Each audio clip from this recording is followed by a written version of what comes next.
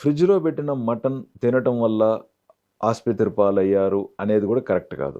హ్మ్. క్వెషన్ ఏంటంటే, చెడిపోయిన మటన్ తినటం వల్ల హ్మ్. ప్రాణాపాయం జరుగుండొచ్చు.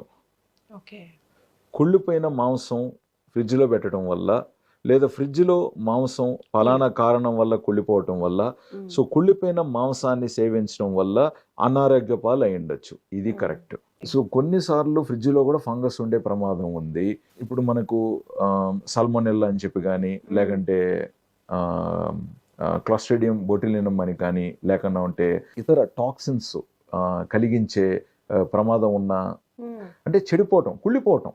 కుళ్ళిపోయేటువంటి మనకు ఆహారం. కరెక్ట్‌గా చెప్పాలంటే హ్మ్. బేసిక్‌గా కుళ్ళిపోవటం అనమాట. లైక్ ఈవెన్ స్టాఫిలోకోకస్ ఇట్లాంటివన్నీ ఏదన్నా అందులో బ్యాక్టీరియా గానీ ఇలాంటివి ఏర్పడినప్పుడు టాక్సిన్స్ ఏర్పడతాయి. ఈ హ్మ్. టాక్సిన్స్ ప్రాణానికి ప్రమాదకరం అనమాట. ఇలాంటి టాక్సిన్స్ ఫుడ్ రిలీజ్ ఇన్ఫెక్షన్. అయ్యుండొచ్చు అంటారు. ఎగ్జాక్ట్‌లీ. ఇప్పుడేదో కళ్ళు మొత్తం అస్వస్థత చిన్నోళ్ళు అసలు అందరూ ఎవరు కూడా సేఫ్ గా నేను ఒక్కనే సేఫ్ ఉన్నాను అనుకో.